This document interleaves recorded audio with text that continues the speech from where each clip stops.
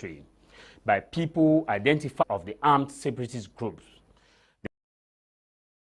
Of arms or with arms by terrorists, regardless of which side of the table you sit. Many described it as the killing or the massacre of the innocent. It is unfortunate that men and women continue to die as regarding the ongoing conflict within the Northwest and Southwest region. We are 1 year on since the happening in Kumba. What really has changed?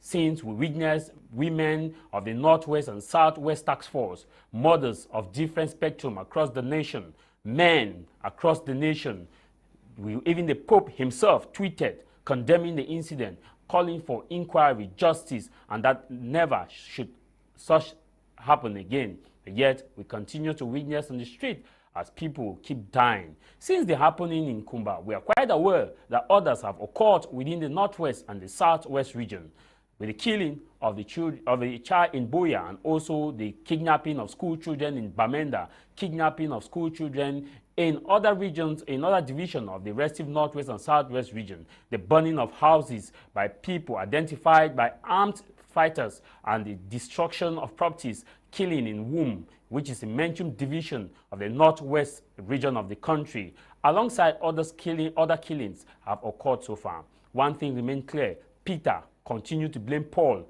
for all the happenings that is occurring within the territory, and stating that Paul don't want peace. Paul, on the other hand, continues to blame Peter, that Peter is the one that is not wanting peace in the restive Northwest and Southwest region of the country. At the center, we have Judas Iscariot. Judas Iscariot continues to make money of the conflict under the guise of we are restoring the former British Southern Cameroon, captioned the Ambazonian War of Independence. On the other hand, another Judas Iscariot keeps singing the song "We are restoring peace in the restive Northwest and Southwest region of the country." At the bottom, the innocent women, children, men of Judea and Bethlehem continue to pay the price with their blood on the street, and calling for God to redeem them from what they call a senseless war. I have one good news this Sunday for Cameroonians and people of goodwill. The good news is that God will always be God, and that Peter and Paul will pay dearly for what they are doing for the people of Bethlehem and Judea, and Judas Iscariot, when he will meet the Lord at the end of the day, they will pay for their sins. There is a lyrics played by Cameroon's prominent gospel artist I love so much, and it states, that is Elizabeth Teke, and it states that naked I came to this world, naked I shall go back.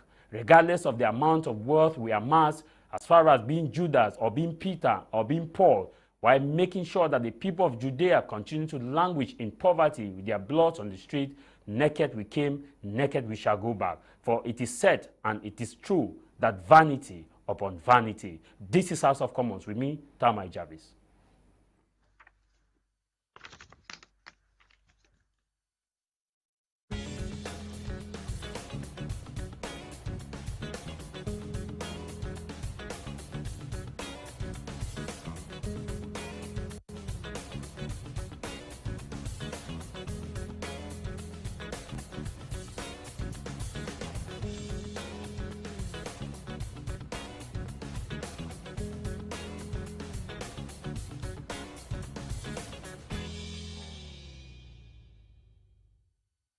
Happy Sunday to all those of you who are watching, and we want to say that before we officially introduce our panelists, let's give a second or 30 seconds as a memorial for those who died in the Kumba massacre. This is 1 year anniversary.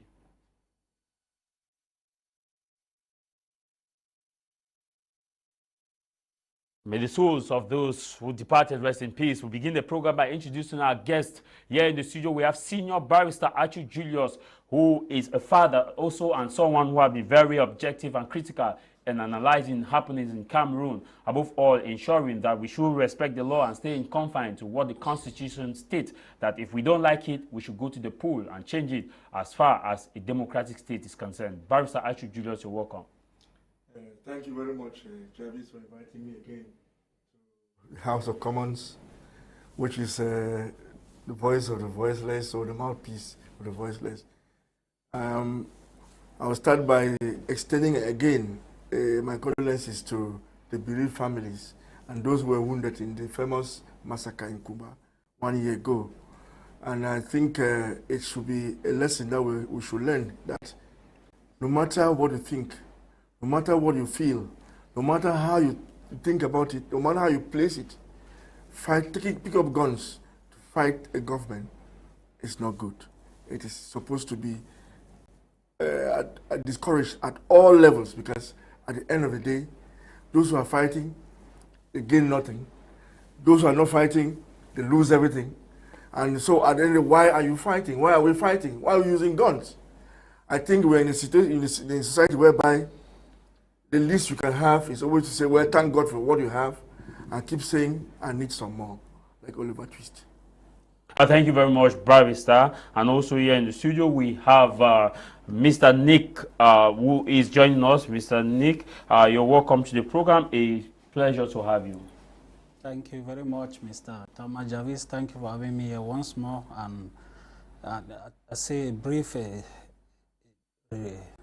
brief memory of those who were murdered in Kumba, and I say those whose family were involved, I say they should take heart, and it is a human happening. Take the words of the psalmist as in Psalms 127 that says that children are a heritage from the Lord, and also I think nobody has a right to take a human life, and those who did that act, I think one day they will actually pay for it. It doesn't matter what the law has done. One day they will give an account before God, and they will see the consequence of what they have caused. This, because those children are actually a generation that was killed. It was not just a number of 7 or 8 children that were killed. It was a whole generation, the future of this country, that was killed. And we condemn that with the last energy we have in us. And we say to the bereaved family that they should continue to take heart, and they should continue to look hopeful. Okay, thank you very much, Mr. Chris Anu. He is a member of the civil society and has been also very objective as far as he's Chris? Nick? No, Nick, rather, sorry. Mr. Nick Anu, you know, I always I'm sorry, you know, we are all fallible. Also in the studio, we have a Barrister Edgard, who is here in the studio, has also been someone who petitioned, you know, the dead Moja, as far as the pregnant woman who is currently under custody is concerned. And falling in line with what Barrister Achu has always said, that if you don't like it, petition and follow the right channel. Barrister Ewule, it's a privilege to have you. Thank you very much, Jarvis. I want to greet all the televiewers who are watching us this morning. We want to shout a happy Sunday to all of you, and that we are here to share our ideas with very senior and learned people on the panel, like my very senior Barrister Achu Julius here present. I want to say very clearly that the heaviest corpus in court, we did not really involve the name of Moja. A complaint was filed by my learned friend Barrister Tamfu, but the habeas corpus in court was against the Legion commander who apparently gave orders for her to be arrested, and the superintendent of the prisons where she's being detained at the moment. So the habeas corpus did not really carry Moja's name as many people are insinuating. But my learned friend Barrister Tamfu has filed a criminal complaint against him for torture of a pregnant woman. So okay. that is exactly a situation. But I hope we have time to talk about it. Yeah, we shall. Dr. Tarh Eyong is here with us from the nation's political capital. Dr. Tarh Eyong, it's been a while, and of course, Irena. Thank you for inviting me. It's a pleasure to be here. As you rightly said, I've been on the road for about 6 hours from Yaoundé to here this morning, whereas I previewed that I'll be here by 11 a.m. so that I could have a bath and come here fresh as supposed to be, following the name of the program, House of Commons. But unfortunately, as you all know, we are in a country where everything is a nightmare. Nobody bothers about anything. And unfortunately, we are where we are. You know, as a traditionalist, I would like you to add the title of Seseko in my Yes, Seseko. Yes, I will want to join the other panelists to say that the souls of those children should not have rest. The soul of those children should not have rest until those who are involved in it are brought to book and pay the consequences in any way possible. You know, when we keep trying to ask them to rest in peace, we don't know when the other people will pay. As a traditionalist, I prefer that it should be pragmatic. So let the soul of those innocent children not get to rest until they hunt all those who are behind their killings, indirectly or directly. In that case, people will know that the blood of children is very sacred, compared even to the blood of those of us who are adults, because we are sinners and practical, sometimes deliberate sinners, compared to those children who did not ask to be born. And they were not asked to be born in Kumba. Okay. They were not asked to be born in Southern Cameroons. And then they meet death in such drastic manner. And when we come and say that soul should rest in peace, other souls will keep dying.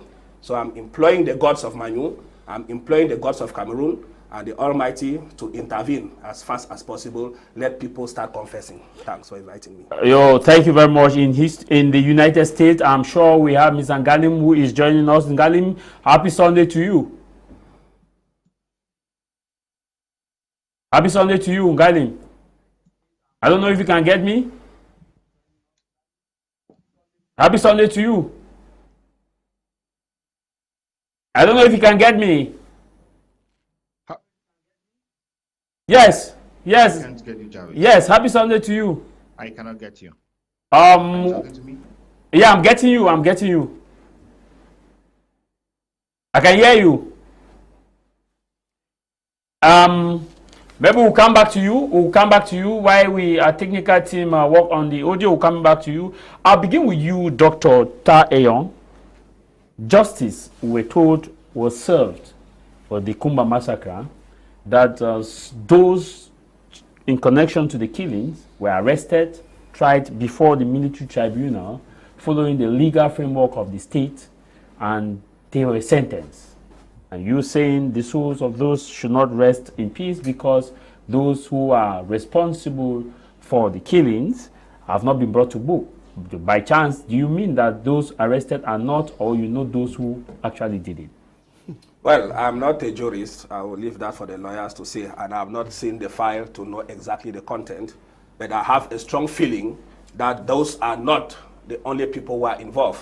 That is why you see me extending my my wrath, or the wrath of the gods, beyond those people who were arrested. To me, if it happens that those who have been sentenced to death were part of that killing, the judgment is perfectly okay by me as an individual. But now that we know what the court system is, I just pray and hope that the right thing was done. But I strongly think that, I think there were 3 persons, is it 3 or 4 persons who were condemned. I don't think that that action was actually just carried by those 4. It must have been masterminded somewhere beyond those 4. And you know, when this sentence was done, we just saw the sentence and some other talks that were attached to what happened. We expected to see something more details. I know that the proprietress was arrested, the principal was arrested, and they were detained up to when the judgments were being made. We expected to see some detailed analysis as to what they said.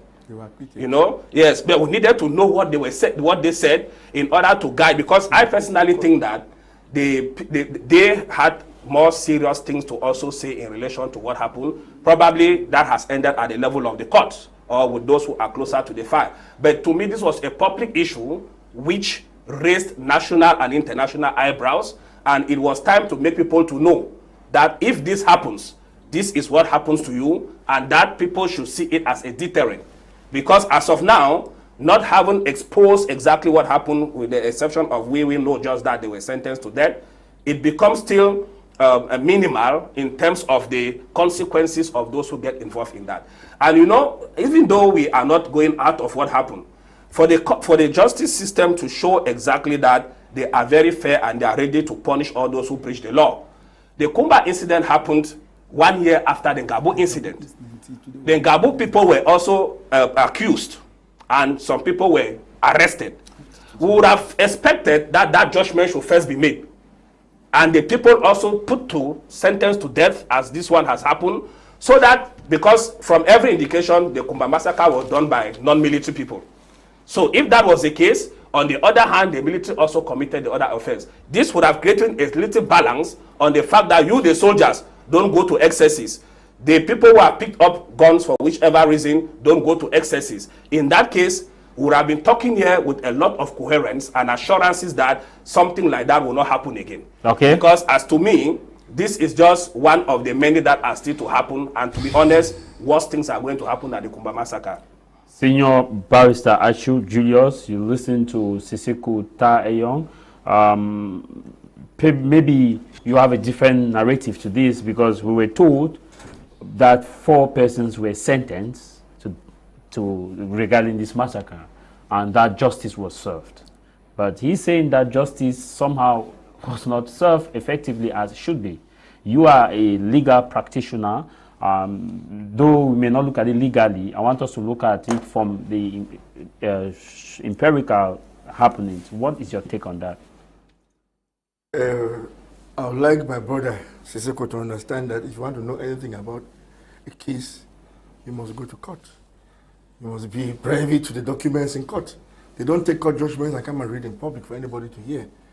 But in any case, we should understand that what is going on in Cameroon is of our making. If you take a group of guys who pick up guns and put them on the same pedestal with a regularly and legal army, it means you're encouraging them to go ahead. Maybe that might not be your intention, or what you're giving them the same force that the military should have over them. In any case, this is the first experience of some of you to live in a warfare area. My brother, let me tell you something. War is not good. No matter the reason, because the bullet that you see has no eyes. And the person who is carrying a gun can grow mad and do whatever we are crying foul to the activity, or like Gabu and like Kumba. So the worst thing that has ever happened to us in this country is the mere fact that because of an idea, an ideology, or some fact, a group of guys decide to pick up guns to fight a legitimate government. What do you expect? This chaos will go on. We are busy creating monsters that will gnaw us for a long time, that will destroy us for a long time. We always want to throw blame on people, blame on this. To me, I don't like to blame anybody, because the consequences of what we are facing is our making. I will not lie you, 95% of Anglophones, when this thing started, were for it. They didn't know, because it is their first experience facing the war, facing this type of situation. They thought it was something good, not knowing that we're barely creating monsters. We forget that happiness is better than any other thing. You can be poor but happy is better than to be rich and be in a war and have no peace. It is very dangerous. 95% of Anglophones were for this thing, and as time has been going on, it's been realized that this thing, the consequences are more dangerous than the cause of what we actually wanted to go on. Because as of date, all of us intelligentsia have backpedaled on this thing. We've left groups of thugs and thieves to be carrying guns and be messing you and me. Because I remember at one point in time, only a few of us couldn't go back to Bamenda or to Boya or to Kumba. But now almost everybody cannot go back. Why? What happened? It just to tell you that when this thing started, we're saying, some of us who have lived in a war-torn area, say, look, this thing that was started like this, it's going to mar us, it's going to destroy us. You want to believe in, we're thinking now, these monsters are going on, the massacres in Gabu, the massacre in Kumba, the consequences of what is going on. Why I back the government is because the government have been sending its hand of peace from day one to this date. The other side, they say nothing. It's either we have our land or we continue fighting. And when they continue fighting, who suffers? It's you and me. What did those kids do to marry? What happened to them? What did they do? What did those guys in Yabu do to marry? What happened to them? You see, at the end of the day, who suffers? Okay. It's the grass. But I would like to say that in as much as we are praying for this thing to end, we all should help. These are our brothers who have picked up guns. Come back to your senses and say, look, this thing about Francophone, Anglophone, Cameroon, or whatever, it's something we can talk about it. We don't need guns to talk about it. Some of us have been talking about it ever since. SCNC, for example, has been there since 1960, and we talk about it ever since. But they're never taking up guns, which means that it is possible to talk about it without using guns. Okay. The day you use guns, you destroy the basis of it all. Nick Anu, I know you listened to what happened in Gabu, what happened now in the Kumba massacre. As we speak, there is an 8 months pregnant woman under custody detention, and she has a child within her, and definitely that child too is under arrest, because that child would have been in a similar situation like those in Kumba who were killed, because the mother maybe one over the other may be stressed and something may happen.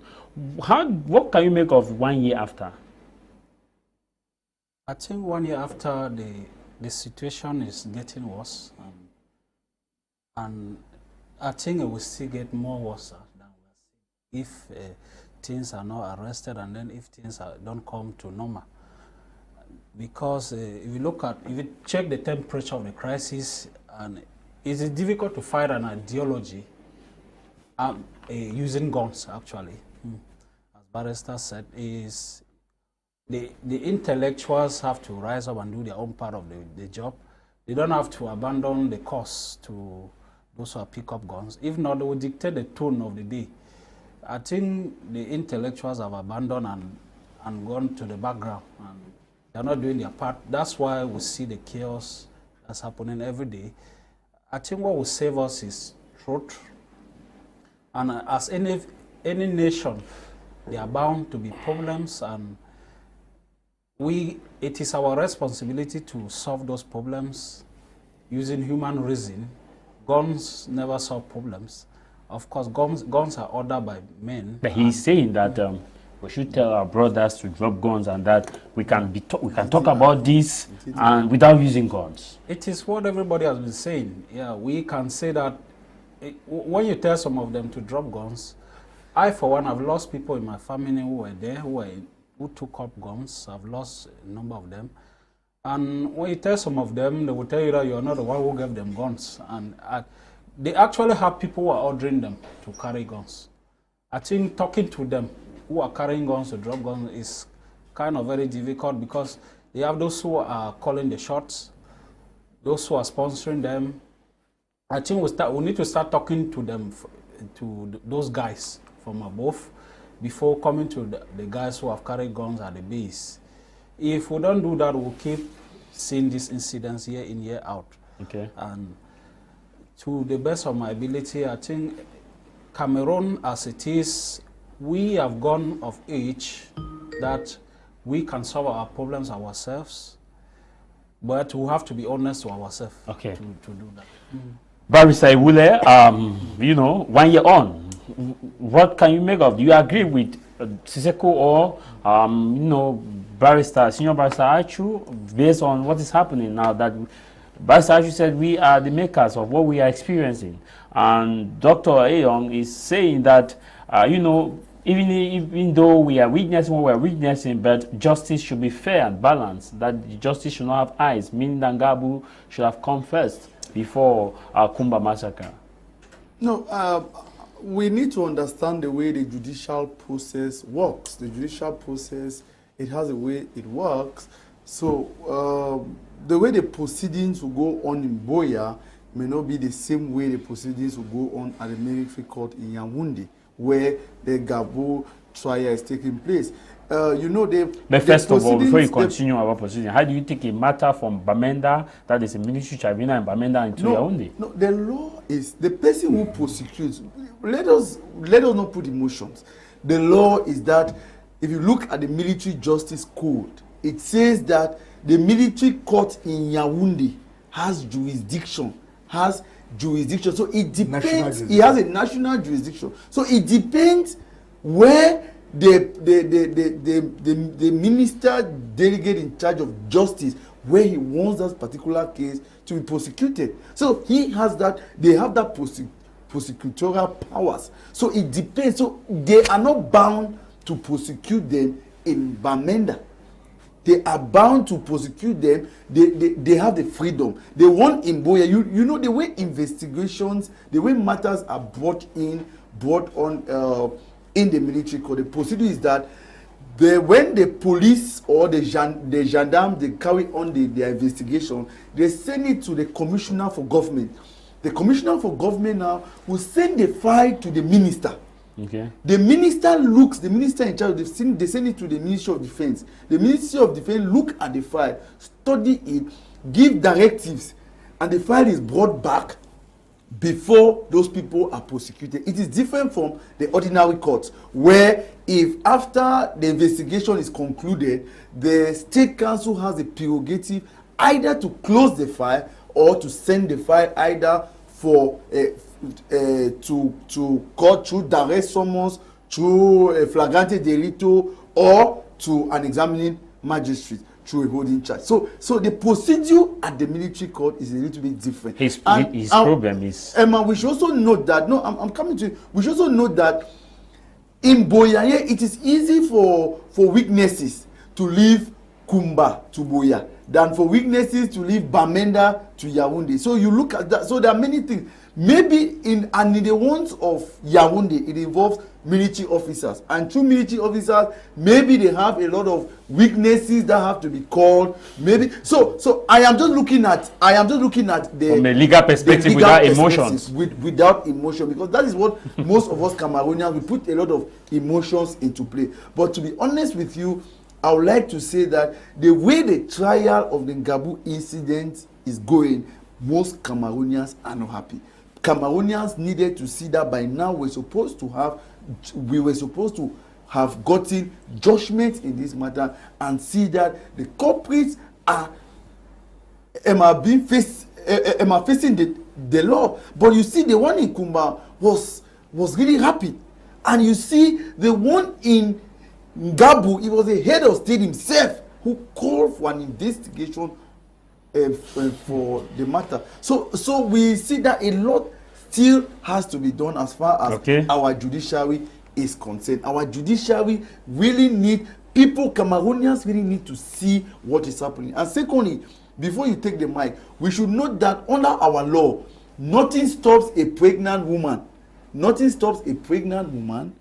to be kept under the waiting trial under our law. Nothing stops. The only thing the code says is that a pregnant woman cannot be convicted.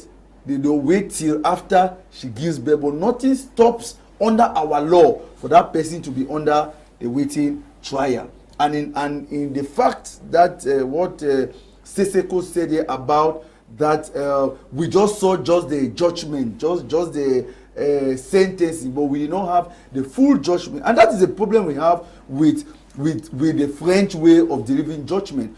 If you go to our English court, if you hear a judgment, the judgment is detailed. They give a full detail of the judgment. But you go to the French court, in the military court, they'll just give you just the sentence. It is like 3 lines.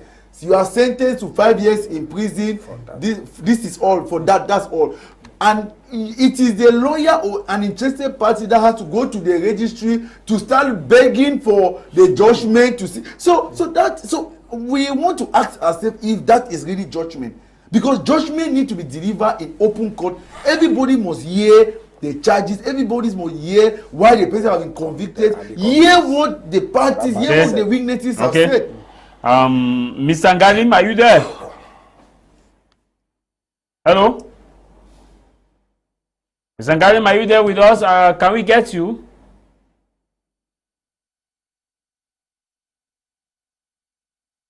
I don't know if you can get us, but we cannot get you. We are having it difficult to get you. But once he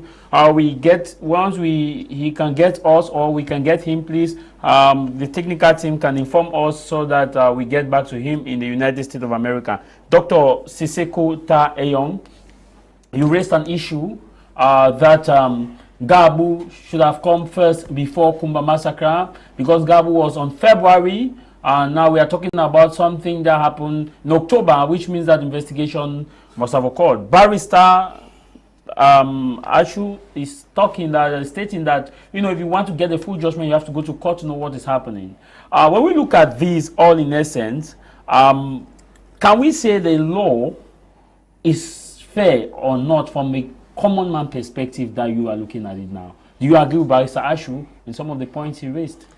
Thank you very much for that question. I will first want to clarify, Barrister, that you don't talk about people, you don't know them. I have been to countries that have witnessed civil wars. I've been to Sierra Leone, I've been to Rwanda, I've been to Nigeria, and just about 2 months ago, I returned from the Middle East, where I know I've visited other countries there that are still witnessing more serious violence than it is in Cameroon. So you don't need to start talking to other panelists that you don't know and questioning them on what they don't know, or what you think they don't know what they are saying. We may be younger than you, which is true, but we too have had some experiences which are not up to yours. No, maybe what he's saying is Secondly, that no, he said, we Cameroonians, we of the Northwest and Southwest have not been. I'm interpreting what he said because he was referring to me, not to you. No, he was saying, okay, I am very okay. It is my opinion. I'm answerable to I'm answerable to things I say. Yes, and I'm responsible to the things I say. He is there, he will maybe clarify. If he didn't say it to me, fine. But if he did, I'm also telling him that that is not the case because he was responding to me. I spoke the first. Okay. So maybe people do not get it. The tapes are there. After this, we follow it. I'm sure there's a rebroadcast. I don't say what I don't know. Yes. Right on. Number two, I would like to say that, as he rightly said, if we want to know about court cases, we should go to court. But I think when something becomes public and investigations were ordered to be made, the report of those investigations are not supposed to be done in court. We would have at least known to that part.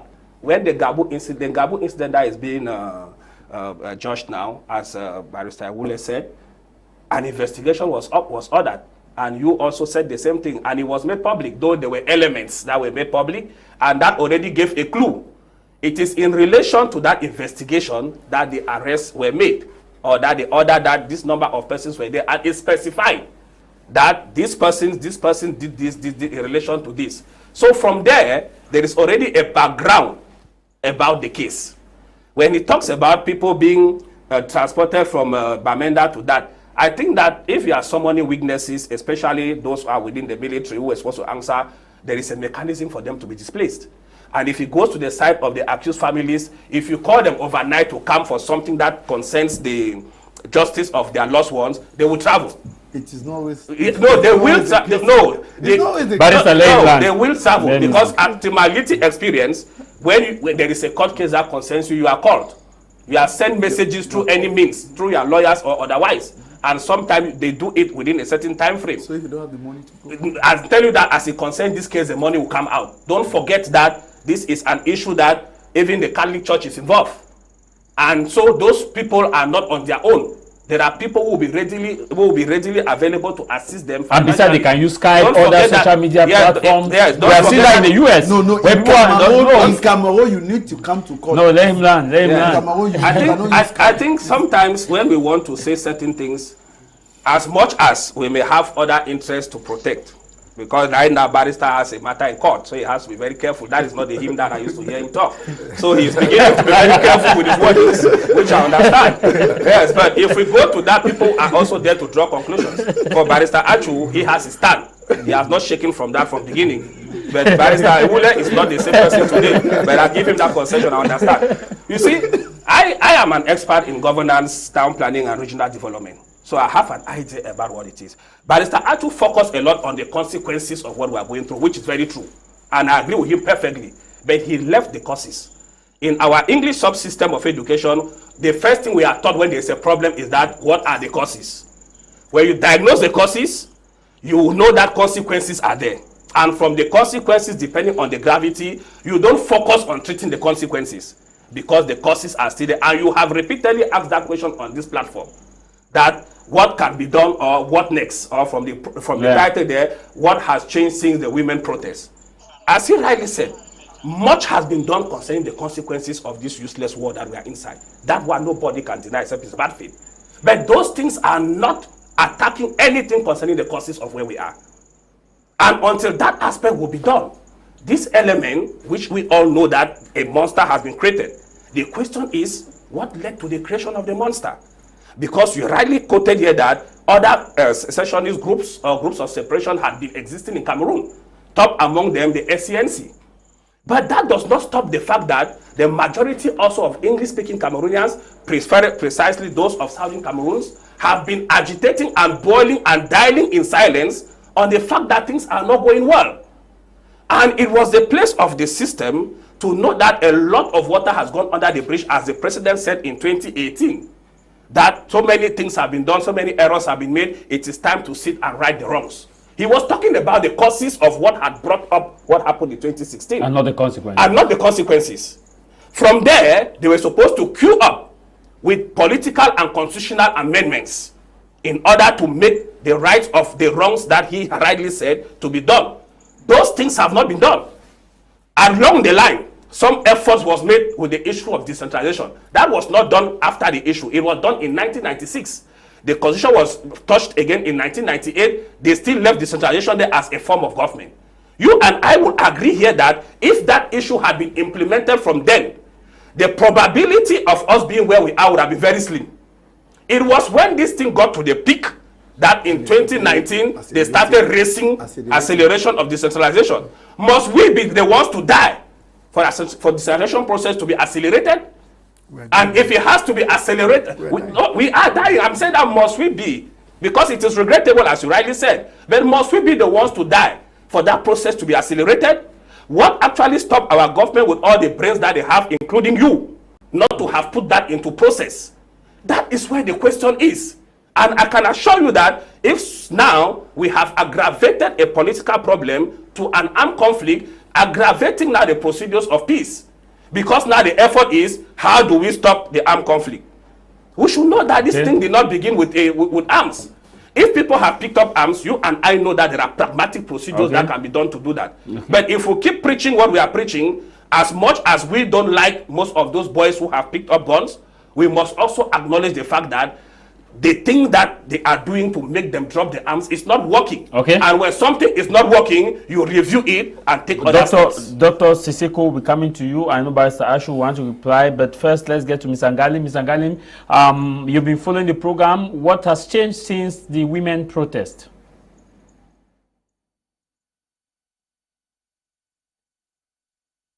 I don't know if you can, you can get us. I can't get you. Yeah, what has changed?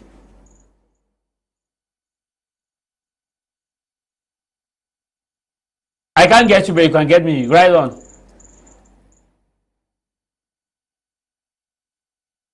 Get to us to voice. I think the team need to still work on that. I don't know what's happening, but I can't get you here. I'm sure the viewers too cannot get you.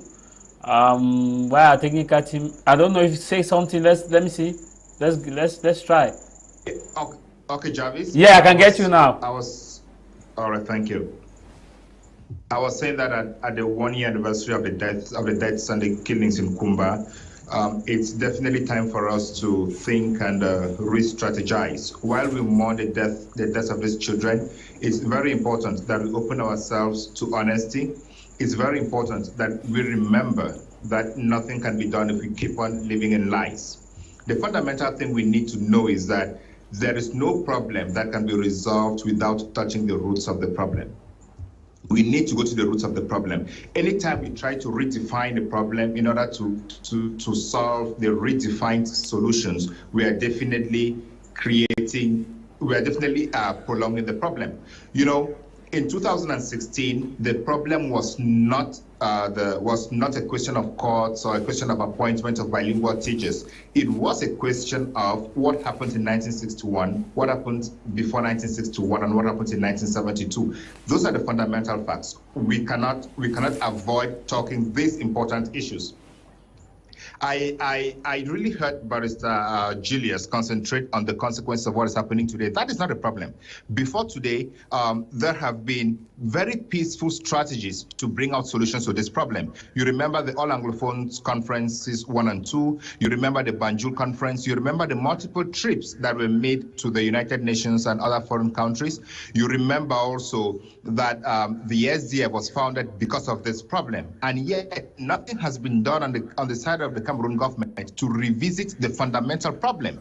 The government's position is that nothing can be resolved. But I know that Barrister Julius knows that under international law, as affirmed in the Banjul ruling, the Southern Cameroonians are a people under international law per their history.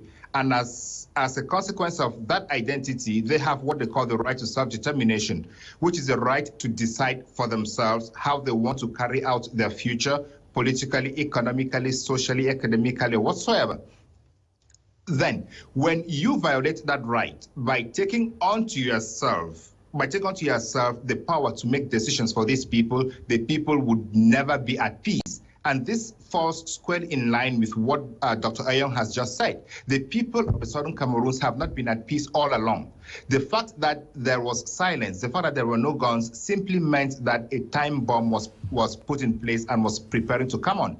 If you remember a 1986 report by the CIA, it was very evident that this war was going to be fought. So let's stop focusing on the war and look at the consequences.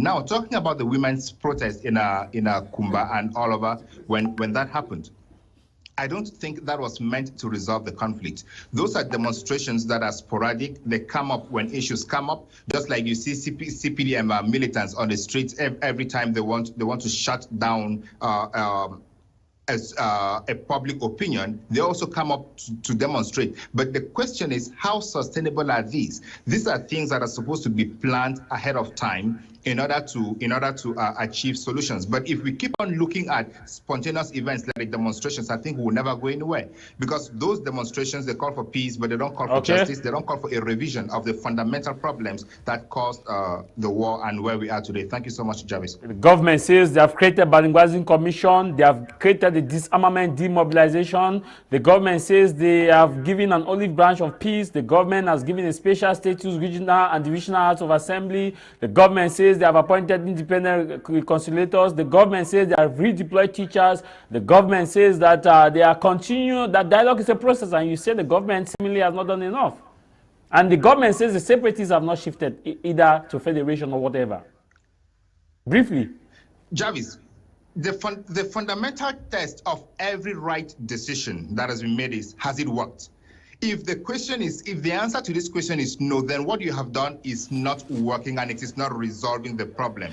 And this is what I said at the beginning of my intervention. At the very beginning of this thing, it was not about deploying teachers or commissions here and there. It was about going back to the fundamental contract that was broken. What happened between the Southern Cameroons and the Republic of Cameroon is what we need to look at. Until we look at that, we will not be able to resolve this. We can create commissions till Jesus Christ comes back. This will never resolve anything. Okay. We need to go back and look at the causes, which is what happened in 1961, 1972, and why is it that Cameroon is insisting on providing solutions instead of asking the people what solutions they want. And we often sometimes talk about statistics, but whether we like it or not, the survey taken by Christian Cardinal Toomey and the survey taken by the Coalition for Dialogue and Negotiation clearly demonstrate that the Southern Cameroonians have a position and they want to rule themselves.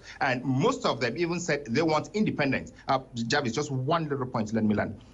30 seconds. When you look at the elections, both presidential, parliamentary, and municipal that took place in the Southern Cameroons, you see that the Southern Cameroonians have said they don't want to have anything that is being done or organized by the government of La République du Cameroon. So it is time to come back and give them the authority to do what they want to do with their lives. Thank you. Barrister Achu, Julius, you have Barrister Tah Eyong accusing you that you are looking at the consequence, but you are not looking at the root causes. That you are supposed to look at the cause of that consequence. That if you handle the cause, it will overtly affect the consequence. And that he has been to other countries where conflict, have been fought and is still ongoing. And that there have been different approaches to this, the human touch of it, and they always look at the causes. You know, the situation we find ourselves in Cameroon is very different, very, very special. How special is that? Why do you limit the history of Cameroon to 1960 and 1961? Do you mean we should go down to 1960 and 1961? And when we have a solution, we'll go to 1945, we'll have a solution. we go to 1919, we have a solution, and we go to 1884. You see, when once we want to be good history students, do the history. Okay. If you want us to go back to the 1960s, let's go to 1884 and the partition of Africa.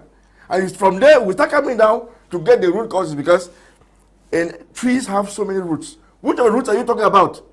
Is it the tap root or the root that goes everywhere? Is it like the palm tree? What are we saying? Please. Fibrous root and the rest. You see, it's very dangerous if we go back the history lane and limit ourselves to a certain era. And the shocking thing is that most of the people talk about this history were born after 1970 even. They didn't even know what happened. But they have read. They never knew that we decided to join La Republic Cameroon because in the markets, the Igbo people were misusing, manhandling our women. They were beating our wives. They were beating our children for coming to the market. You people don't even know that. They don't even know that the judges in those days, most of them were Nigerians who were trying all the cases in court.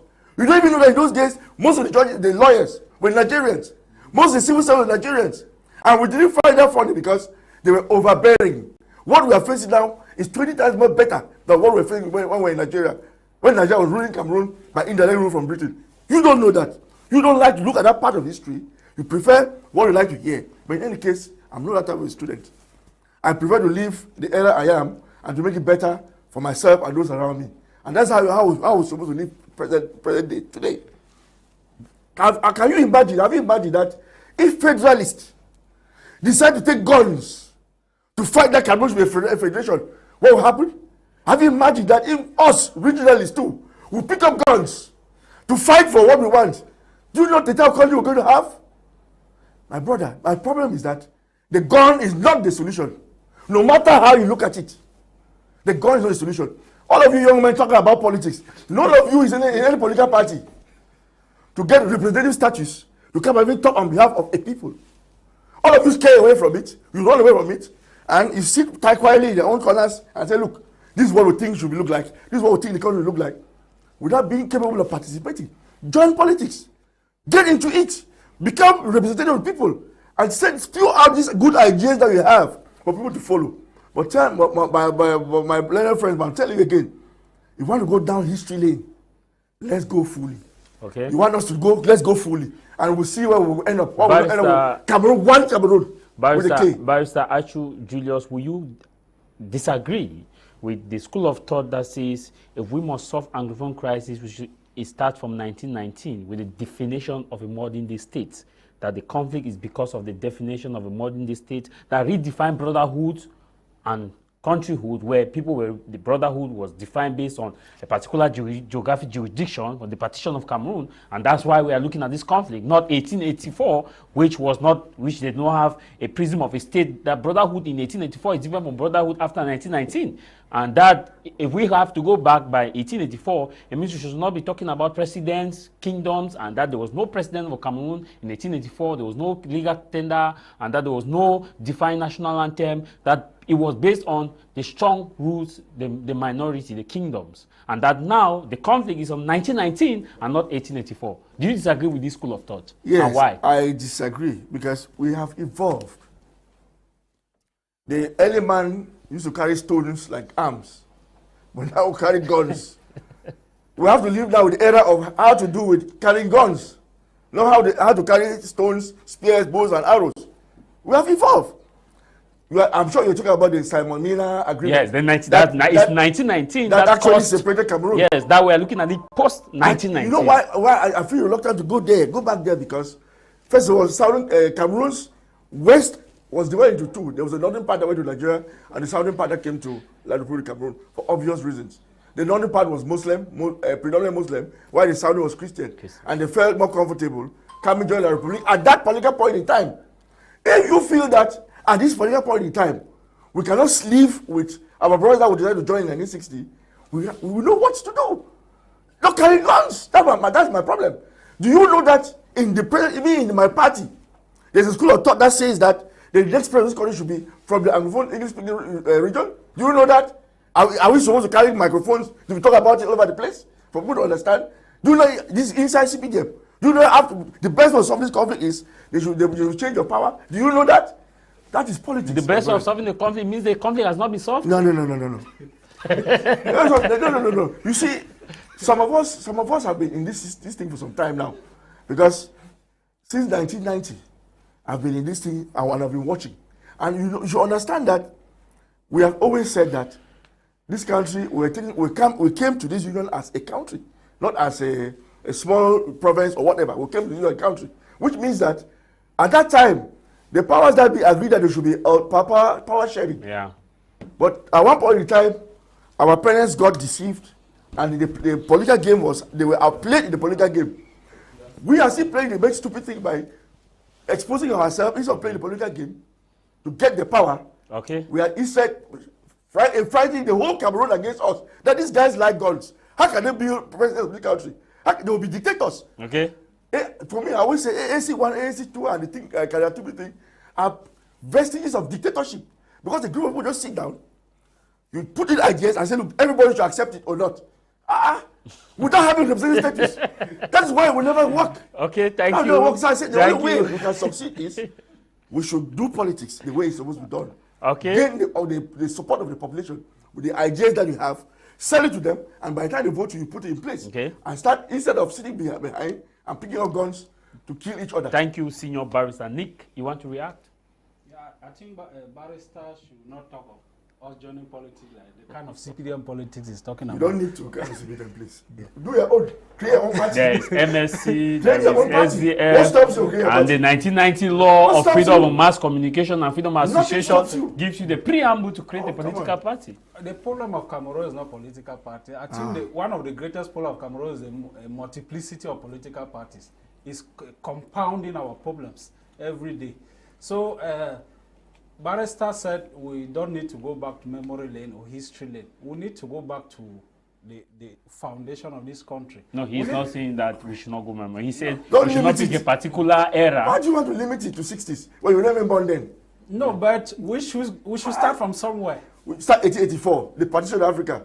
You have a right of Why not go there? 1884. We have a right of 1961 also. Oh, come on. So you cannot force us to go to 1884. Okay. Cameroon wasn't a country. There was no president of Cameroon in 1884. At least 1961, we know that there was a president.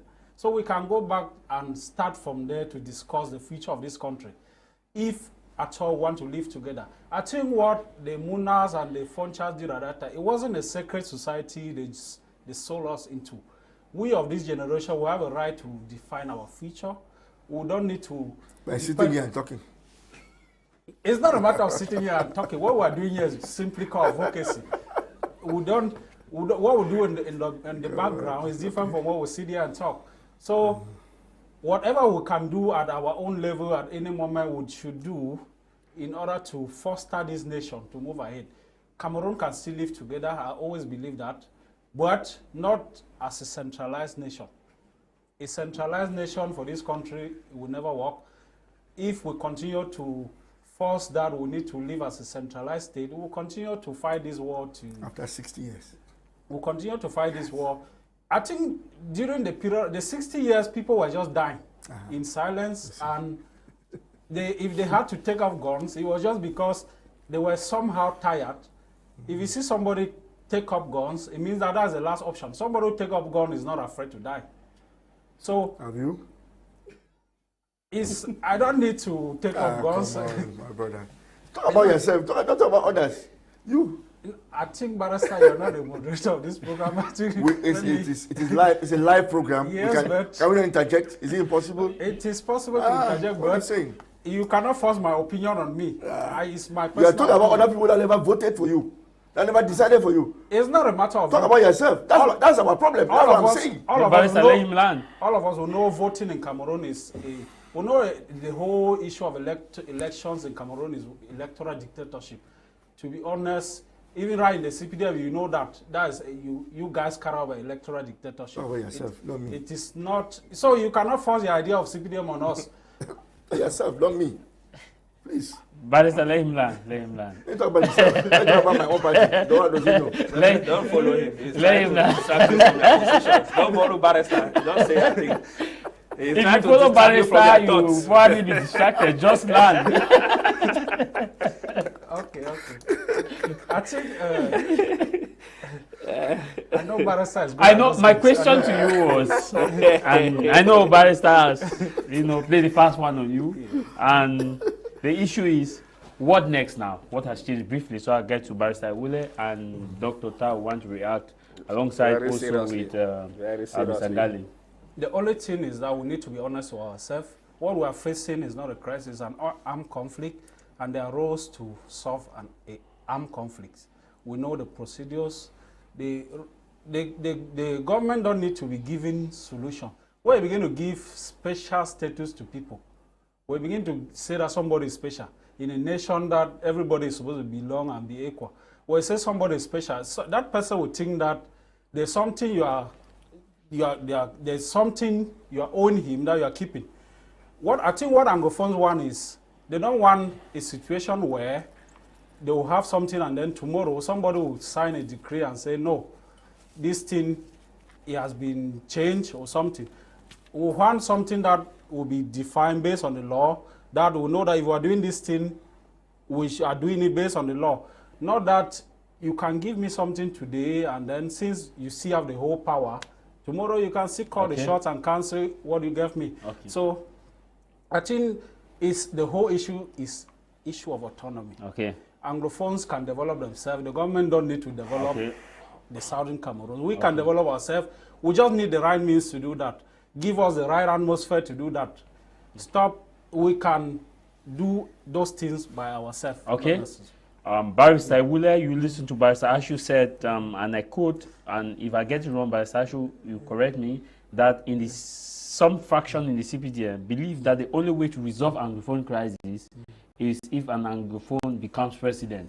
Meaning that they are admitting that the conflict has not been resolved, contrary to what we have been told that the conflict has been resolved. All is under Who control. said that? No, please, No, It's what we under are control. under Everything has been control. done. It's under There are control. many things have been Yeah, done. yeah. They are the ones who are resisting now. Yes. please, I am not a poly-bureau. No, I'm not saying CB. I'm talking about you looking at the conflict. Has it been resolved? No, please, I'm saying that the first thing is that I'm not a poly-bureau member of the CPD. We are not talking about the CPDM. No, but you said in the CPD. No. I'm quoting him. He's saying that even in some fraction of the CPDM believe that the way keyword is to resolve Anglophone crisis. Keyword is that Anglophone crisis.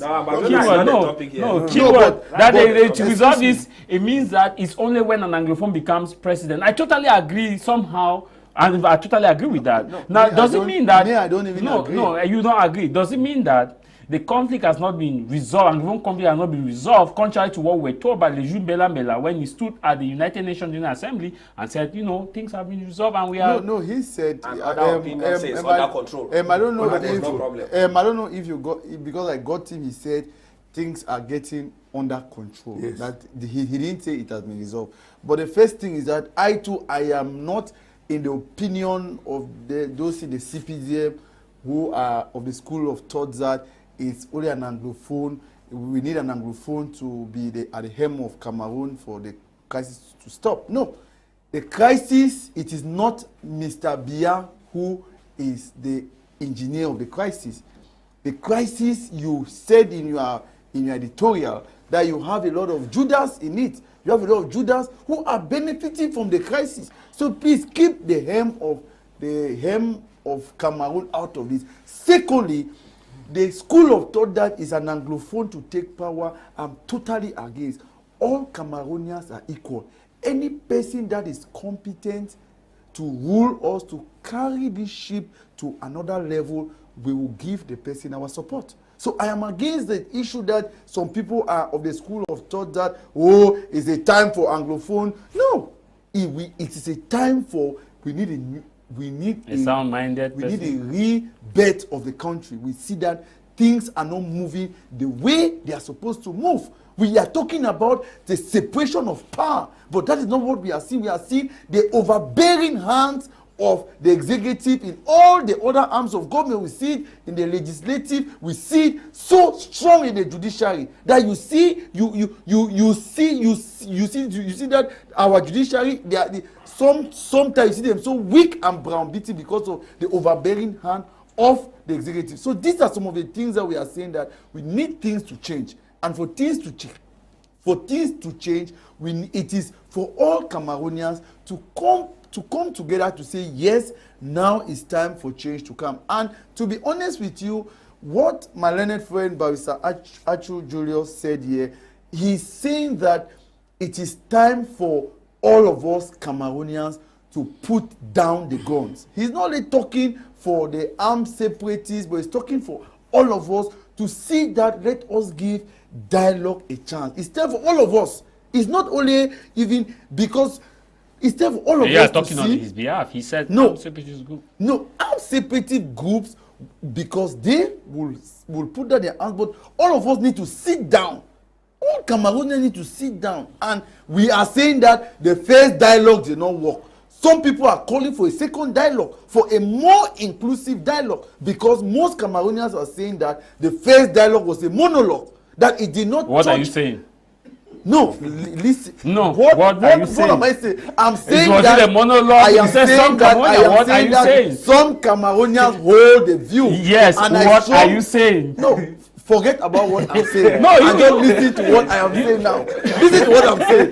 Listen to what I'm saying. Some Cameroonians are holding the view that the major national dialogue was a you are just going the way by Achu put it that we don't want to take responsibility. What are you saying? Because we are saying that was it a monologue or a dialogue? I am saying that it was a dialogue, but it did not meet the aspirations of the people of Cameroon, because most people saw that dialogue as a panacea that was going to solve the Anglophone crisis. Yes. But unfortunately, we as see they gave a special statute, but the special statute, it's a big and empty calabash. Because up to today, we see that the regional council in Boya, they are not doing anything. The town is still like that. So the decentralization is still very slow. The Prime Minister was in Boya, and I was received by the Prime Minister in Boya. And these are some of the things we raised. That the decentralization process is still going very slow and lame. And these are what we are saying, that we need a new narrative to push this country ahead. And if this country move ahead and there are jobs, there are opportunities, I bet you those people, those boys in the bush will drop the arms. To be honest with you, look at what is happening with our DDR centers. The boys who are there are on the street every day protesting, blocking the road. Kawa Yannick, who left there, who even spoke at the major national dialogue, was even arrested. So how do you think that the law is no, please excuse me, sir. Let me learn. How do you think that those people in the bushes, those boys in the bushes, will feel comfortable to come? Because some of us, please, some of us human rights activists, some of us elites, we raised this issue. We told the government that the best option was not to create the DDR center. Let these guys come out of the bush. Send them since they have already started holding guns, send them to be trained and put them in the military. Those guys are in the DDR, they're in Boya every day begging for 100 francs. Most of the time they go and meet the director. Oh, my wife is sick in the village. They don't have money. So these are some of the things that we really need to I'm sure opinion, policymakers are watching us. Let's take on some few messages before coming to you, Dr. Siseko Tah. Could it be that Cameroonians are fed up with the Ngabu case that provoked jungle justice in Boya with the gendarme officer? This is coming from an anonymous sender, and what that lawyer is talking about is not clear. He should just go straight to the point. So he's supporting what the government, military are doing, that he should just see what is happening in Boya so that the boys in the bush have the right to carry guns. Thank you so much, Dr. Siseko. You are talking as a real Cameroonians. Hello, panelists. When dealing with a system that is under the military rule, as answerable to an individual in all honesty above the law, the system is bound to be perverse. We should not forget that the use of absolute preserved language by the ruling party that produce as an effect a long list piling dead bodies. These people created a crisis out of their arrogance and are shameless appearing. No, please, you know, be Republican. And good day, happy Sunday to you, Javise. Your panelists, please help me inform Barrister Achu to. Yeah, your message is gotten. Good. Tell that. Good day, please. Can Barrister Achu? You know, one of the reasons why we are where we are is because we have resorted not to be tolerant and to use the force of argument. They use force than the force of argument. This other one read, it says, good afternoon to you all in the studio. Nice program. Happy Sunday. This other one read, hello, the maker from My 16 says, good afternoon, Mr. Tah. What a rich composition of brains in the House of Commons. So happy to see Siseko and Barrister Achu. What will cave down is the killing is justice. Mr. Tah will use this medium to thank His Excellency, the Governor of the Southwest Region, because since the killing of baby Caroline, we can now drive safely within the city of Boya without embarrassment from uniformed men. I think he is more active now than before. The maker from Boya, Dr. Ashiri writes, good afternoon, Tah Javise and panelists. It's a pity that we are still talking about atrocities from the boys and the men in uniform. The crisis is in Anglophone Cameroon that has a solution. It has something to do with the form of the state. We shouldn't drag this any further. Enough is enough. By the way, I am quite shocked with the silence of the Northwest and Southwest Women Task Force for what is happening to a little girl in Boya, the ex-girlfriend of General No Pity, the brutality on the people of Kikaikom and Kikaikom, and we can see how their activism goes, and we will not forget. Thank you. This other read, it says, good afternoon to you in the studio. Have you people seen what is happening in Wum and in Kumbu? Do you think the government is doing right? Dr. Eyong, I know we read a lot of these messages, will derail us from the real topic. Dr. Eyong, Yes. You wanted to react to Barrister Achu Julius. Very badly. And maybe a reaction before I post my question. Thank you very much. Just 2 or 3 things. The first I want to tell Barrister is that everybody is not obliged to belong to a political party. There is in every country what they call the civil society. And the civil society is stronger than any political party in any country. And that has been demonstrated in any country of the world. The problem that we're even inside today was raised by political parties, and it got more flair than than the civil society groups, than what political parties have been doing. The second thing is that some of us don't want to join political parties, not because we don't have the capacity to. You just mentioned here that we have some brains that are acceptable to society. But we are not ready to do town crying. We are not ready to see people like our demigods. When you go to platforms, today you have tried so hard not to mention the name of the President of the Republic, not as President of the Republic, but as the President of your party. When you watch platforms, political parties, they must talk and quote their national presidents. Everything centers around those people. Because he's objective. No, that's why I'm saying him. That's why I say he has done so today, but that is the first time I'm hearing him discussing purely national talks and patriotically without mentioning the President of the Republic. He would have already gone. It's the same way he said that government shifted ground to Anglophone crisis. So maybe he has shifted a bit too, and now left for those on the other side to shift ground. I agree. To be honest with you, the other parties have not shifted ground. That one is a simple truth. The issue is because they have not been talked to. Barrister and his team are talking to the wrong people. The day they will meet with those people, they will be shocked to even see some of them sharing tears on the fact that they didn't know that it was like this. Once you have an enemy and you are passing through people to talk to the enemy, be rest assured that the enemy is waiting for you the day you come and talk to the person. So some of us, if I want to join the political party with the CPDM today, if I go, they will take me. They will take me. Today, if I want to join, if I have Barrister and I have membership after, he will give me. Because it's not his party. So you cannot be blaming us for not wanting to join. We are going to join when the time comes, and it must not be the CPDM. That's the last thing I want to say is that they talked about the issue of, he talked about not history, not history. I just want to remind him that in 1922, there was an effort to manage the territory given to France and Britain under a joint force called the Condominium.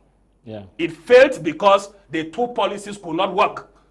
The way the French people see a state is different from the way the British man was seeing a country. And so today, they cannot force it in Cameroon to work in that way. There must be a new mechanism. He's talking about going back 1884, not 19. 1884, there was no country. A country is defined by 3 basic principles. Like no, a country is defined by 3 basic principles. No president, a country should have Let's Dr. Land. Those 3 things are a population, a territory, and a government. There was nothing like Cameroon before we came down to when Germany was there. There was no Cameroon. There was there was no Cameroon. There was nothing like that. It was an appellation by the German government, which was ruling a certain territory that did not end within Cameroon. It extended to neighboring countries like Togo, like Equatorial Guinea, and so on. And so we cannot continue to look at 1884 because at that point, something terrible happened to Cameroon. We can agree that it is a partition of Africa that led to other things that led to where we are. You have rightly said that we are now in a modern state. In a modern state, people have to keep thinking on the way to make the country homogeneous. I will give you a last conclusion.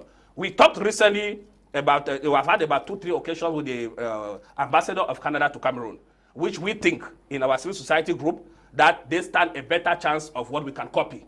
And I asked him a question. What is it that makes Canada unique in the way it is having French and English? He said, there is a persistent touch of the Constitution to meet the aspiration of the minority French, to the point where now the problem in Canada has got nothing to do with the languages or with the issue of French and English. It has other to do with other groups in the southern part of Canada who are agitating for other issues. But whenever the Cameroon Constitution is touched, which has been touched about 3 times from 1960, especially from 1972, it is always tailored at wanting to force the other people to look like the other people. The term we have used, assimilation. It cannot continue. Barrister Achu that is talking here, he is in Douala. I'm sure most of the time in court he uses the French to defend his cases. He is a perfectly bilingual person. The other people who are not here, must they be obliged also to speak French in their own courts because they have a French judge? We are crying about a holistic problem. That problem has to do with the form of the state, the system of governance. It is not working, and it will not work, and it will never work.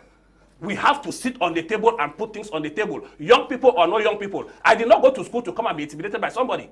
I did not go to school to come and be forced to. When we go to the French areas, the English areas that we're talking, imagine in being somewhere in the far east or the far south, and you hear somebody saying, "Show me your identity card."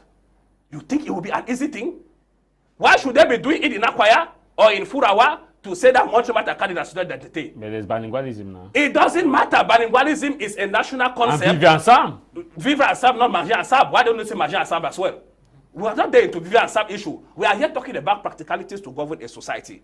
Our society has a problem of governance. That governance has raised a lot of problems where we are saying here in this platform that we, the Anglophones, in quotes, because it's not really an appellation alike, we, the Southern Cameroonians, when we come to platform, we should be using that platform to make our brothers who are in the bushes to know that as much as we don't support their excesses, I repeat, their excesses, we should also caution the military that their excesses is pushing more people into the hands of those separatists. Dr. Tah Eyong, briefly before going to Ngalim, you raised an issue that it would not be appropriate for someone in Akwaya to say montre-moi ta pièce or carte d'identité.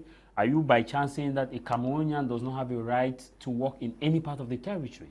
It can work perfectly well if the person is capable to meet up with the exigencies of that area. For example, the law says you can speak English or... It doesn't say so. In Akwaya, how many French teachers are there? How many people in Akwaya went to school and had a French teacher that taught them the French? That is what we're talking about. If you have not taught people how to speak French, why do you expect them to speak French? There's a gather training process now. It is a process. In Bombe Bakundu, I had a French teacher. We agree. That is why it will be better that while we are putting those things into process, we should make people to feel at home and feel belonging in a way that when they want to raise certain problems, some of the arguments that we are putting forward should not be able to come up. And that will be what Cameroon needs for now. Because just as I've told you, if you look at the issue that they are talking about, the decentralization process, up to now that we're speaking, there are at least 10 degrees of applications in that article that have not been done. 20.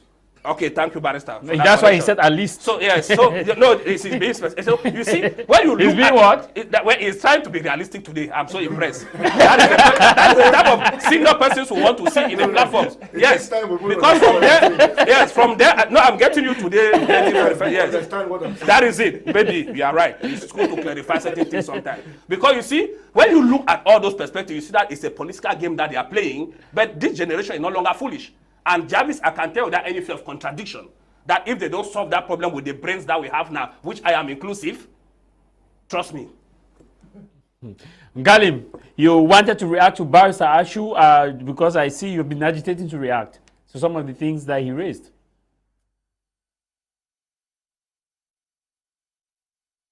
Hello, Mr. Ngalim? We need some clarifications and some reactions. Yes, Javise? I'm getting you.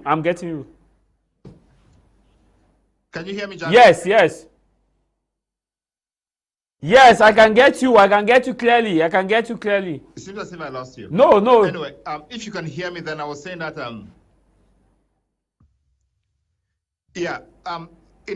when Barrister brought out all the examples of what happens between Southern Cameroonians and the Igbos before the independence, Barrister actually failed to bring out the fact that at that time, the Southern Cameroonians politicians peacefully walked out of the Enugu Eastern Regional House of Assembly. And I think that should be a very big lesson for Barrister to take back to his political party and to their government. When people are no longer satisfied with the way things are going, they are free to leave. And if they consider the right to self-determination as anything, this is what the people want to do. They want to move out. They are tired. And they have been saying this peacefully over the years, meaning it is important that we consider all the peaceful steps that the people of the Southern Cameroon have taken and stop playing political games about it. And when Barrister is saying that those of us of the younger generation are not competent enough to talk on behalf of the people, one, because we were not born before 1961, and two, because we are not members of political parties. The first thing is, he is interested in talking about 1881. I wish Barrister was born by 1881.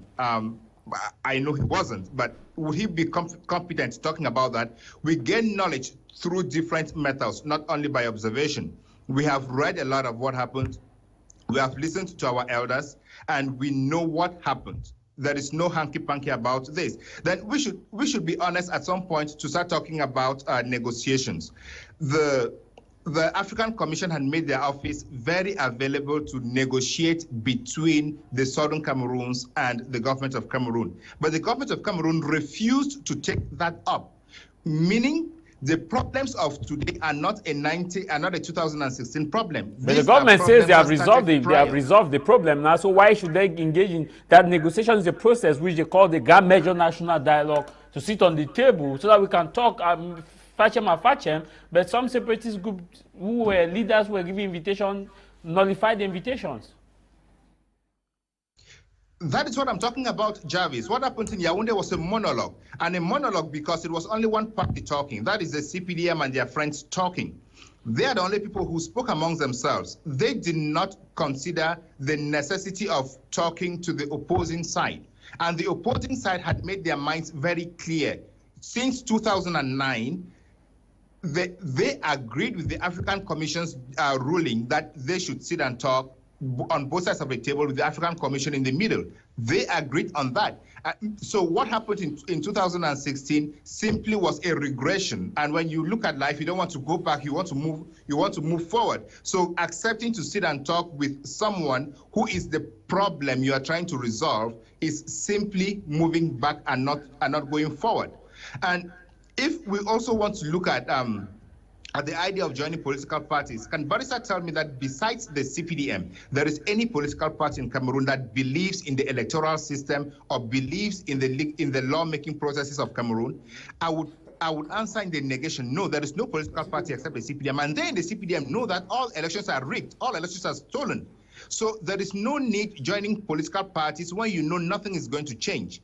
And if anything were going to change, in 1990, the SDF was founded with the sole objective of resolving the Southern Cameroon's problem. Along the lines, things changed. And things changed for the SDF because the electoral system was tight, was loosened, and was tight in such a way that the SDF could never win elections in Cameroon.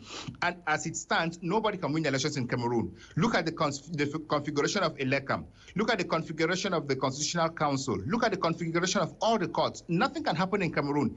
And once you start bringing out opposing views, the government sets out the military to oppress, frighten, and send you back home. And in 2016, the dynamics changed. And the people of Southern Cameroon that we call Amber Boys today, that Barrister thinks they need to drop their arms. They took up the arms because their backs were on the wall. When your backs are on the wall, you have no other means of accepting any form of oppression. You are forced to defend yourself, and that is what they are doing. It is self-defense, and I would just implore with Barrister that he should tell his party that they lost all the cards to resolve this problem. They will never resolve this problem again, and it's a problem that should be sent out to negotiation. The African Commission has proposed to help, so they should get out there. Thank you. Barrister, are they in a prison? If you like, visit me or call me. This is from an anonymous sender. We cannot handle the problem from the consequences. We must begin from the causes. If not, we are handling truth or reality found in the causes. So it's coming from an anonymous sender. We are slowly wrapping up. Hello, I am Alas from Kipa. I am highly disappointed that the lawyers have what Barrister have said. How can he refer to the AAC as a group of dictators? Barrister, your BR is your BR not a dictator? The Barrister is portraying the CPDM and the Yaoundé regime as good. You know, it's so difficult for people to accept the truth. The message is too long. 1990s. Thank you. Your message is gotten. Please stop calling us. Greetings to you in the House of Commons. Great minds you have there. The doctor is a great man. Thank you. Is only from Boya. Nobody in Cameroon can speak German except you go to linguistic school nowadays. But I can speak French or English. So let us go to the root causes of the two Cameroons. This one reads, good afternoon to you all. Not believe in Kumba 2 police station. My brother have a problem there. I was shocked the commissioner couldn't speak one English language. This is very difficult for us to explain ourselves to him. Good afternoon to you in the studio. Great minds in the studio. All facts, but I wish to plead that instead of putting more salt and wound, let's fan it, please. What have the many created parties done? So they exercise their rights as due. This is coming from Pazi. We don't have much time to go through the message. Pazi, a message is gotten. Barrister Achu Julius, what is the way forward after this Kumba massacre? Because simply for what we have been discussing here, it means nothing much has changed. We are dancing the Bafia dance, people are refusing to drop their arms. Atrocities are being committed, kidnappings are being ongoing, and you know the fallout of the consequences you pointed out is still very glaring. My first worry is the fact that most of these guys who speak from abroad, they are no longer Cameroonians even. They don't understand what is going on here. That's the first thing. They are now Americans. So you should live with America and leave us alone. Do you have a database to prove that? Secondly, no, all of them applied. All of them applied for asylum, and most of them were even born there. But are you not using the policy of hasty generalization? That because some of them can prove with beyond any reasonable doubt that they have the Cameroonian passport. That's what until that time comes. But for now, we're talking about what he has just said. He don't speak like a Cameroonian because I still see people making up mistakes. We mix up the Anglophone problem and the Amazonian problem. What people don't understand is that Dr. Godidinka was a senior colleague who was the first president of the bar. They brought a religious group in this Cameroon called Olumba. The bloodshed that happened in this country caused Ayo to ban that church. He has brought in Amazonia now. Blood is spilling. People are not seeing it. Blood is spilling, and everybody mixes it up with the Anglophone problem. The Anglophone problem is there, has been there since 1961. But ambassador problem came up in 1916, in 2016, where a group of guys decided that they would take up arms to fight for it. Senior barrister. Okay, but no. What then is the difference between Ambazonia and Anglophone crime? Anglophones are not used to fighting with guns to get their rights. Somebody rightly said, when we're not satisfied with Nigeria, our parliamentarians walk out of the Eastern House of Assembly, walk out and say we're not coming back. But what is happening now? Instead of us organizing with our own parliamentarians to walk back, a group of guys decide to pick guns and say, look, we have a country called Ambazonia to kill ourselves because they're not killing the government, but they're killing you and me. We are the victims. How can I be a victim in my own country? You can say this country is my own, but I'm a victim there. Why? So that has brought in this problem. All of us have been talking here. Yes, there's an Anglophone problem. I would never say no to that because I was one of the first guys starting to talk on TV in 2010 or so, 2011. At that time, these same guys who are now Amazonians were saying that, hey, I have to be careful, they will lock me up. They will lock me up because I will talk about Anglophone problem. But now they brought in Amazonian problem, and now we are mixing it up. And now they're accusing you. They're accusing me. That I'm the one. In any case, I don't give a damn. After they had warned you that you'll be locked up. Yes, I'm used to that. But until the day we come to realize that we have an Anglophone problem, we Anglophones ourselves, which is different from this Ambazonian problem, that will be the beginning of the solution because we mix up everything. We just mix it up. And by mixing it up, we are giving credence to these guys who are taking guns in the bushes. That's the problem. There's an Anglophone problem, yes. How do we get a solution?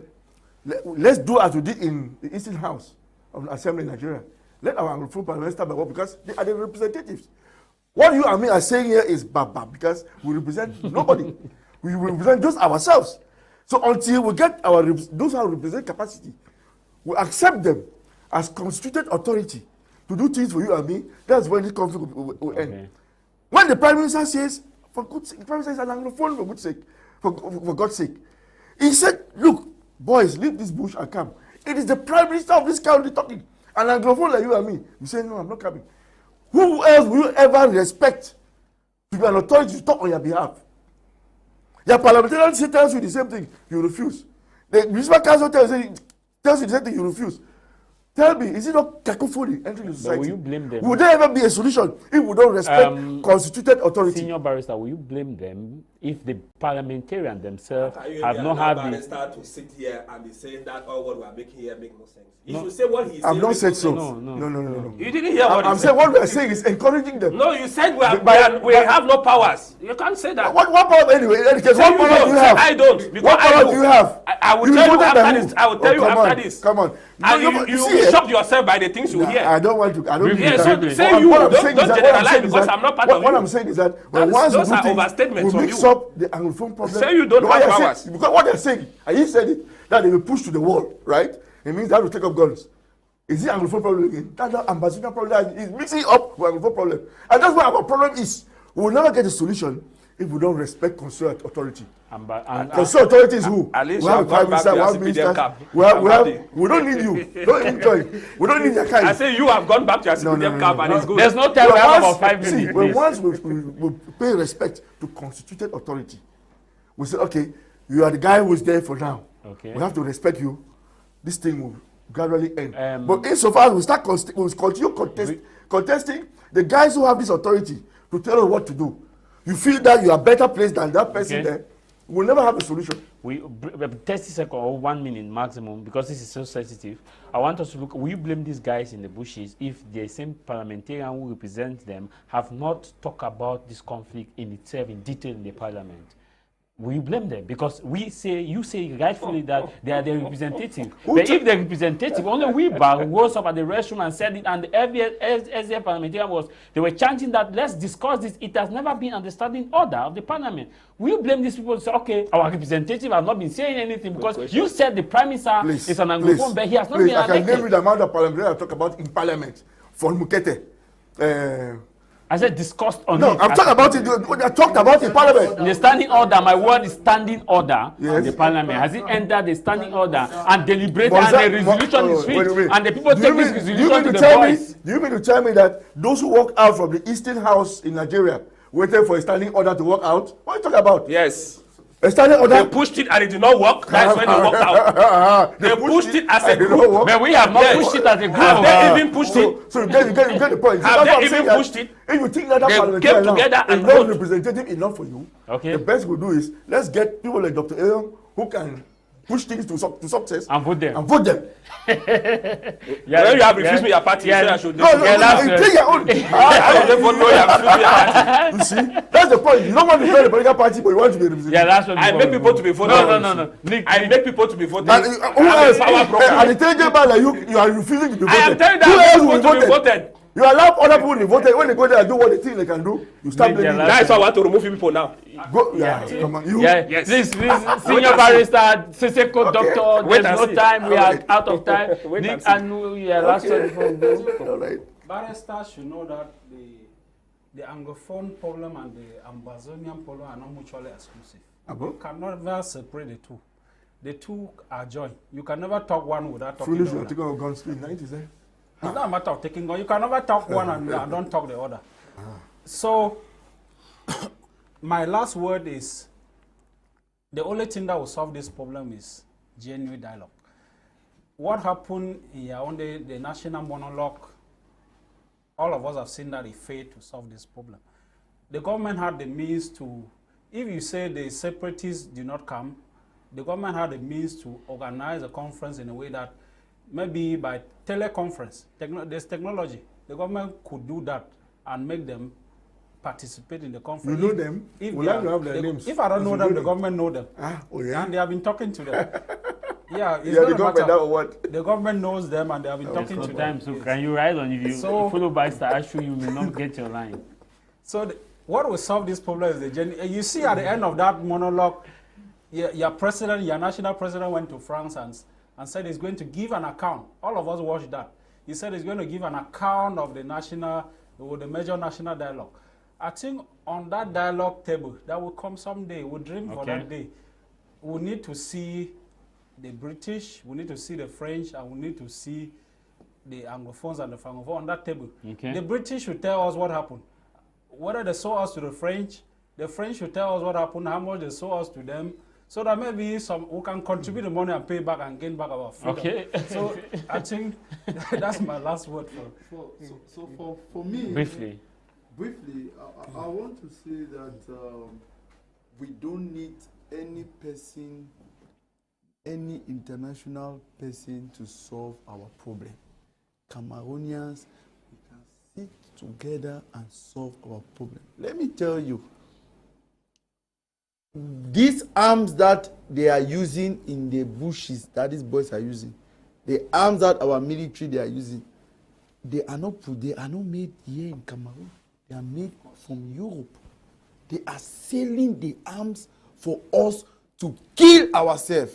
So to be honest with you, we don't need the support of anybody to solve our problem. And that is why sometimes I agree with the government that we don't need a Swiss. But the government is begging that these we don't need countries to no, repatriate please, these people please, too now. yes, but on So is the government to need them? No, we don't need the Swiss dialogue.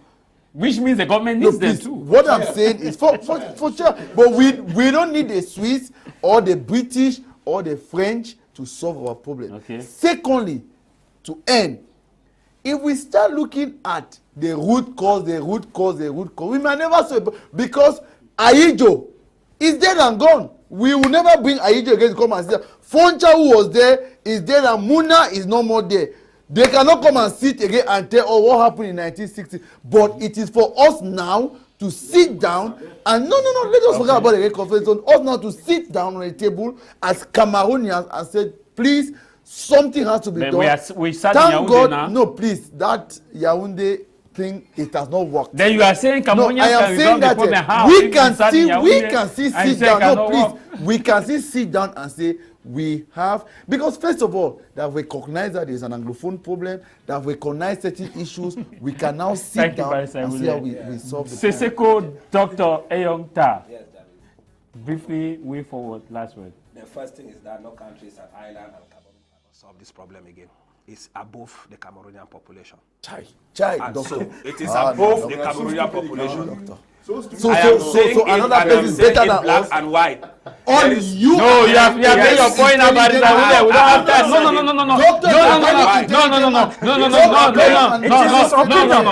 No. He takes Barrister. He takes responsibility of his action. It is his opinion, and you had your time. Let him know we are out of time. This problem is above the Cameroonians to handle the problems themselves, and no country has ever succeeded to resolve an armed conflict by itself. Cameroon will not be an exception. And if they did not solve it by themselves, countries intervene to talk to Ojukwu, and they talk to the Nigerian government before they went to the negotiation that they did, Cameroon inclusive. That said, I want to insist here that as of now, the politicians have failed in resolving the problem. Okay. But they will be the ones to do the final decision. Let the Secret Service, the security of the military and the police get into work. Okay. We have already done proposals to them, and I still have them in my phone, which I can channel to you because we are talking with them. Thank you. I am telling you that they are working a mechanism at the level of those services to get in touch with those who matter. And when that will happen, trust me, we are going to see better results. Thank you for coming, Barrister. Briefly, we're out of time. Dialogue is the best, but there's a problem with us and the phone zone. Wait, Barrister, there's no We're time. 8 million Anglophones. There's no time. We are 8 million Anglophones. So we need to have persons to talk on our behalf. Okay. Who are those going to be those? Barrister, thank you for coming. There's no time. Who are those who are going to be the chosen few? That's why I said we should respect constituted authority. That those who are there for the time being should be the ones to represent us in whatever we want to say. Okay. Ngalim, thank you for coming.